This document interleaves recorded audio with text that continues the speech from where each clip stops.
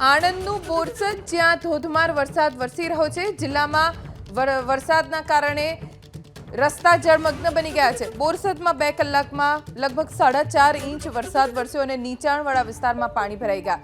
જનતા બજાર station road વિસ્તારમાં રસ્તા ઉપર પાણી ભરાઈ જવાથી લોકો ખૂબ મુશ્કેલીમાં મુકાયા છે।